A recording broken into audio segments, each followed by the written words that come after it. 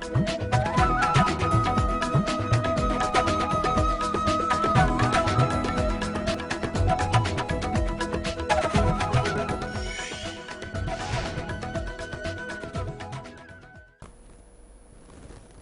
कुंडली अध्ययन। आज मैं ये जो जन्म कुंडली आपके सम्मुख लाया हूं, ये जन्म कुंडली एक 37 वर्षीय युवक की है। ये जन्म कुंडली मुझे इन्होंने दिल्ली से भेजी है। 3-4 प्रश्न हैं। सबसे पहले मैं उसके बारे में आपको बता देता हूं। विवाह हुए लगभग 12 वर्ष का समय अब व्यतीत हो चुका है, परंतु पति पत्नी में आज भी सामंजस्य नहीं है, मतभेद की स्थिति। यहां तक कि इन्होंने यह भी प्रश्न मुझसे पूछा कि क्या ऐसा हो सकता है कि ये विवाह टूट जाए। एक बार तो विवाह टूटते टूटते तलाक तक पहुंच चुका था, फिर बचाया हम लोगों ने किसी तरह से। क्या ऐसा हो सकता है कि ये विवाह टूट जाए? दूसरा, मैं आज तक कभी स्थिर नहीं हो पाया। जॉब किया, विदेश गया, वहां भी जाकर के जॉब किया, क्योंकि मेरे भाई वहीं पर रह करके अपना खुद का लॉन्ड्री का बिजनेस करते हैं। मैं वहां पर भी गया, जॉब भी किया, लेकिन वहां भी मैं नहीं टिक पाया, वहां से भी चला आया। कहीं कार्य में ठीक से मन नहीं लग रहा है। मुझे क्या करना चाहिए?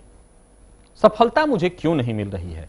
तो सबसे पहला 2 मुख्य प्रश्न तो इनके यही हैं कि पत्नी के साथ इनके संबंध ठीक रहेंगे कि नहीं, एक। दूसरा, व्यापार करना चाहिए या बिजनेस। तीसरा, यहीं पर रह करके बिजनेस करना चाहिए या कहीं और भारत से बाहर मुझे जाना चाहिए, क्या करना चाहिए? अथवा भाई मुझे बार बार अपने पास बुला रहे हैं, उनके पास जाना चाहिए। इन तीनों में से कौन सा काम मुझे करना चाहिए? जो प्रश्न इन्होंने कहा है क्या करना चाहिए, मुझे बताइए। तो आइए इनकी जन्म कुंडली का हम लोग अध्ययन करते हैं और इनके सारे प्रश्नों का हल बता देते हैं। यह कर्क लग्न की कुंडली है, 4 नंबर से प्रारंभ हो रही है, अर्थात कर्क लग्न। लग्न में ही गुरु उच्च का, ज्योतिष शास्त्र में इसको हंस नामक महापुरुष योग कहते हैं, अत्यंत श्रेष्ठ। वहीं पर लग्न में बुध भी साथ बैठे हुए हैं। सूर्य और चंद्रमा कुंडली के 12वें घर में मिथुन राशि के हो गए तो 2 नवंबर 2014 तक शनि इनकी राशि से पंचमस्थ जातक को घर परिवार तक छोड़ने पर मजबूर कर देते हैं। लेकिन 2 नवंबर 2014 के बाद तो स्थिति नॉर्मल है, सामान्य है। बुध की महादशा चल रही है, वो बुध व्ययेश हैं और लग्न में बैठे हुए हैं। फिर वहीं पर शनि और राहु इस कुंडली के द्वितीय भाव में बैठे हुए हैं, जो धन भाव, और राहु और केतु के मध्य ही सारे ग्रह कुंडली में बंधे हुए हैं, जिसको काल सर्प दोष और शनि राहु की युति को पितृदोष कहते हैं। अब शुक्र पर दृष्टि डालिए, जो आय स्थान का मालिक है। आय स्थान में शुक्र और मंगल की युति बलवान होकर के अत्यंत लाभकारी बनता है, लेकिन यहां पर तो नहीं हो पा रहा। इसके पीछे तर्क क्या है, आगे बढ़ते हैं। सीधे आ जाते हैं कुंडली के 7वें स्थान पर, जहां पर आप इस कुंडली में 10 नंबर देख रहे हैं। 10 नंबर का मतलब मकर राशि। मकर राशि का स्वामी शनि कुंडली में द्वितीय स्थान में बैठा तो है, लेकिन कैसा? तो पितृदोष लगा करके। 7वें स्थान पर गुरु की दृष्टि पड़ रही है, अतः एक बात तय है कि आप लोगों का डाइवोर्स नहीं होगा। मैं आगे इनकी पत्नी की भी कुंडली आपके सम्मुख लाऊंगा, उससे यह बात साफ हो जाएगी कि इन लोगों के बीच मतभेद, परेशानी इस तरह से क्यों हो रही है। कर्क लग्न का जातक कोई भी हो, आप सब लोग गौर करिए अपने ऊपर। दूसरों का काम वक्त पर कर देना, लेकिन अपने काम के लिए आलसी हो जाना, वक्त पर काम न कर पाना। ज्ञान बहुत होता है, कारण है लग्न में बैठे गुरु। गुरु ज्ञान ही तो हैं, और वो लग्नस्थ हो तो जातक के अंदर एक उच्च कोटि का सर्वश्रेष्ठ ज्ञान, परिमार्जित ज्ञान, उसका संचार कर देते हैं। और फिर उस गुरु की दृष्टि ज्ञान भाव पर पड़ रही है। नौकरी अथवा व्यापार, विवाह की जहां तक मैंने बात की, जातक सामान्यतया देखा जाए तो जन्म लग्न से नहीं, परंतु चंद्र लग्न से मांगलिक है। दूसरा, 7वें स्थान का मालिक शनि द्वितीय भाव में बैठा है, राहु के साथ पितृदोष लगा करके, जिसके चलते दांपत्य में मतभेद की स्थिति बनी रहती है। वहीं शुक्र जो कि दांपत्य का कारक है, वो श्रेष्ठ अवस्था में है। अतः मैं ये कहूंगा कि आप लोग सामंजस्य पूर्वक ही चलाइए, विवाह नहीं टूटेगा। हालांकि इसके और भी कारण जो मतभेद बने, जैसा कि मैंने बताया, आगे बताऊंगा। स्थिर क्यों नहीं हो पाए किसी भी चीज में, आज तक इनको स्थिरता क्यों नहीं मिली। कर्म स्थान का स्वामी मंगल, मंगल मेष राशि कैसी राशि है? तो चर राशि, स्थिर नहीं रह पाती। उस राशि का स्वामी एक घर आगे आय स्थान में बैठा हुआ है, और साथ ही साथ जैसा कि आप देख रहे हैं कर्म स्थान पर राहु की 9वीं दृष्टि पड़ रही है। करना क्या चाहिए, नौकरी अथवा व्यापार? कर्म स्थान पर राहु की दृष्टि पड़ना कहीं ना कहीं जातक को अस्थिर, पहले ही मेष राशि कर्म स्थान में होने का मतलब चर, जातक एक काम में स्थिर नहीं रहेगा, उस पर राहु की दृष्टि अस्थिरता प्रबलतम कर देगी। वहीं व्यापार पर दृष्टि डालिए, व्यापारेश धन भाव में बैठे हैं, लेकिन पितृदोष लगा करके एक प्लस पॉइंट है, व्यापार के भाव पर गुरु की जो दृष्टि पड़ रही है अमृतमयी, वो व्यापार को चला सकती है, बढ़ा सकती है। कैसा और किसके साथ? शनि पाश्चात्य देशों के कारक माने जाते हैं, अतः जातक को भारत से बाहर जाकर के अवश्य बिजनेस के बारे में सोचना चाहिए, यही श्रेष्ठतम फैसला होगा। अब बात करते हैं भाई के साथ। भाई इनके बड़े हैं, भाई इनसे बड़े हैं, तो कुंडली में जो एकादश स्थान है, जहां पर आप इस कुंडली में 2 नंबर देख रहे हैं, उसी भाव से बड़े भाई का विचार करते हैं। उस भाव में शुक्र स्वराशिस्थ बैठे हुए हैं, अतः भाई के साथ अगर संबंध बना करके उनसे के साथ अगर ये बिजनेस करते हैं तो निश्चित रूप से श्रेष्ठ सफलता मिलेगी। सफलता भाई के साथ ही आपको मिल सकती है, अतः भाई के साथ जाने में कोई बुराई नहीं है। आगे मंगल वहां पर बैठा हुआ है और शनि की दृष्टि पड़ रही है, ये एक कारण बनेगा कि भाई से कुछ मतभेद कराएगा। तो सीधी सी बात है कि जहां धन हो वहां मतभेद तो होता ही है, तो मतभेद, लेकिन आपका जो चुनाव है वो भाई के साथ ही जाकर के जो उनका बिजनेस है उसमें हाथ बटाइए, उन्हीं के साथ व्यापार करिए, आपको सफलता भाई के साथ किए व्यापार में ही मिलेगी। तो एक प्रश्न का इनके हल हो गया कि इनको करना क्या चाहिए, बिजनेस करना चाहिए, भाई के साथ जाकर के करना चाहिए। दांपत्य क्यों खराब है, उसके लिए आइए मैं इनकी पत्नी की कुंडली आपके सम्मुख, इन दोनों का मिलापक कितना है वो सारी बातें, लग्न का संबंध कैसा है, ये सारी चीजें आपके सम्मुख रखूंगा। तो आइए अब इनकी पत्नी की जन्म कुंडली का हम लोग अध्ययन करते हैं। ये कुंडली आपके सम्मुख है,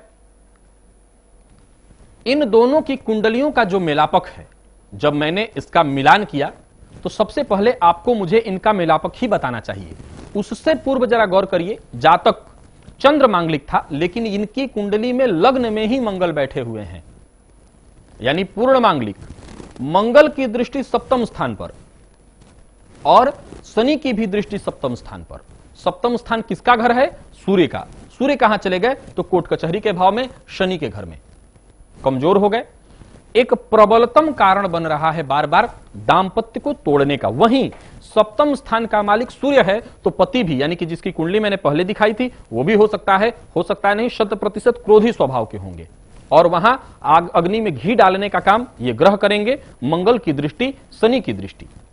अब आगे देखिए, इन दोनों की कुंडलियों का जो मिलापक है वो मात्र 14.5 गुण है, 36 में से 14.5 गुण। वहीं इनका जो लग्न है वो कुंभ, और इनके पति का जो लग्न है वो है कर्क।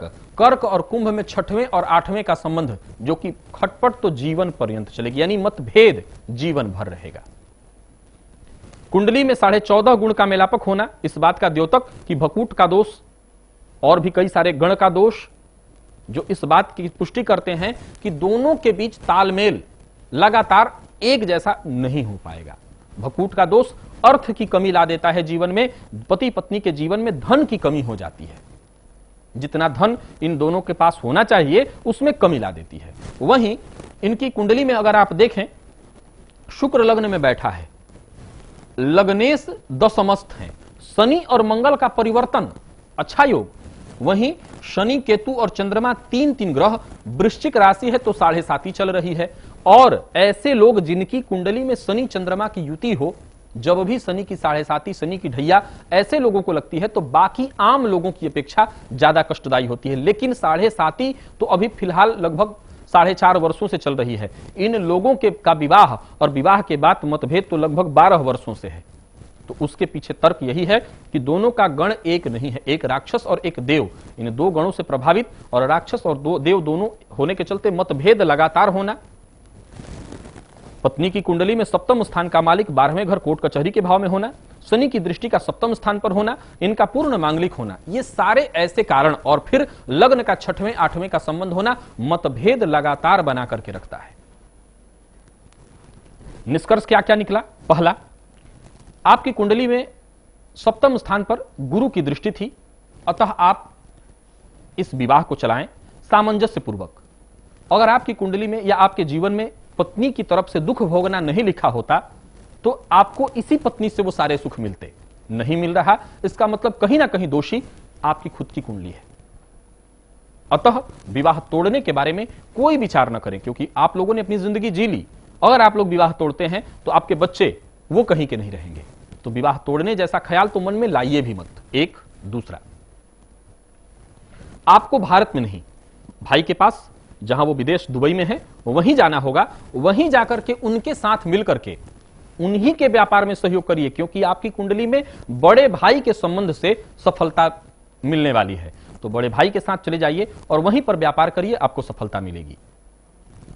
नौकरी में स्थिरता इसलिए नहीं मिल पा रही क्योंकि इस कुंडली में कहीं भी स्थिर होना हो सकता है। आप जब व्यापार में जाएंगे तो वहां भी आपको पूर्ण स्थिरता प्राप्त नहीं होगी, वहां भी आपका मन भटकता रहेगा। कारण है कर्म स्थान में चर राशि का होना, हमेशा चलते रहना, हमेशा अस्थिर होना। और जाहिर सी बात है कि जब आप पत्नी के साथ रह रहे हैं, दाम्पत्य को लेकर के मतभेद चल रहा है, तो यह भी एक बड़ा कारण बनता होगा कि कहीं भी आप जॉब कर रहे हो, कहीं भी आप कार्य क्षेत्र में हो, आप स्थिर नहीं रह पाते होंगे।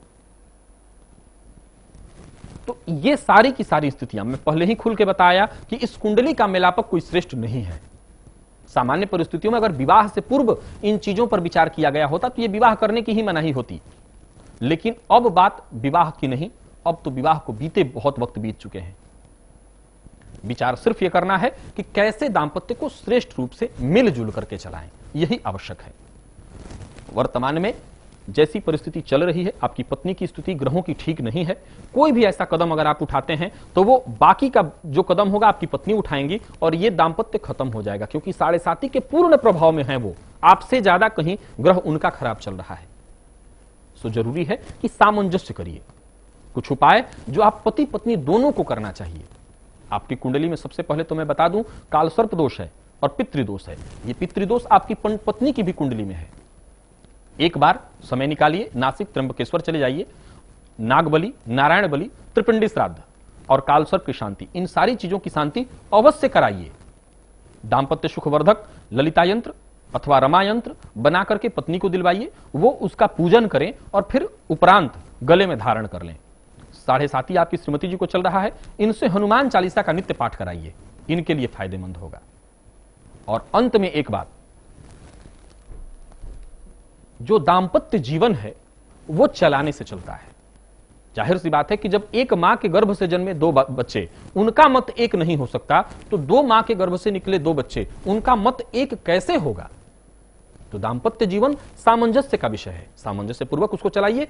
जहां समस्या आ रही है उसको ठीक किया जा सकता है। तो ये थी एक जातक की जन्म कुंडली जिसका मैंने आपके सम्मुख अध्ययन किया। पुनः हाजिर होऊंगा कुछ ऐसी ही नई जन्म कुंडलियों को लेकर के। हो सकता है वो जन्म कुंडली आप में से ही किसी एक व्यक्ति विशेष की हो, आप ही के द्वारा भेजी हुई हो। तब तक मुझे मेरी वाणी को विराम देने की इजाजत दीजिए। नमस्कार।